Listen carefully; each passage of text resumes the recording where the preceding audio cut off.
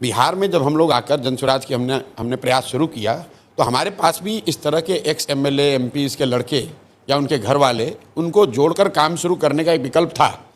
लेकिन जब मैंने बिहार में एक अध्ययन कराया कि पिछले 30-35 साल में बिहार में विधायक सांसद कौन बना है, चाहे वो किसी दल से बना, तो 2-2.5 महीने के रिसर्च से हम लोग को पता चला कि बिहार में सिर्फ 1250 परिवार के लोग ही आज तक एमएलए एमपी बने हैं, चाहे वो किसी भी दल से बना हो।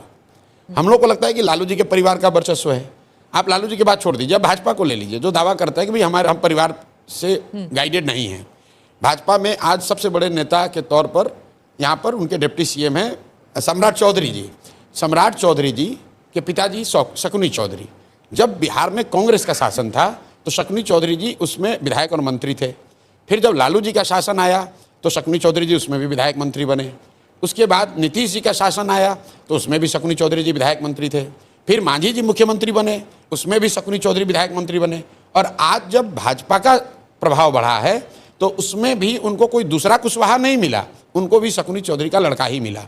ये बात मैं आपको एग्जाम्पल इसलिए दे रहा हूँ कि बिहार में आप जो कोई भी नेता बन रहा है वो किसी न किसी विधायक या सांसद का ही लड़का है।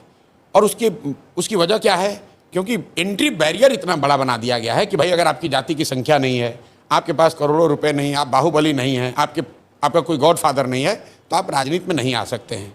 उसको तोड़ने के लिए जनसुराज ने ये प्रयास जो शुरू किया है कि अगर आप में क्षमता है, अगर आप में समाज के प्रति चेतना है, अगर आप बिहार में कुछ नया करना चाहते हैं तो व्यवस्था की चिंता मत कीजिए, वो चिंता जनसुराज करेगी। आप आइए और राजनीति में जुड़िए और कुछ अच्छा कीजिए। और ये सोचकर बहुत बड़ी संख्या में लोग जुड़े हैं।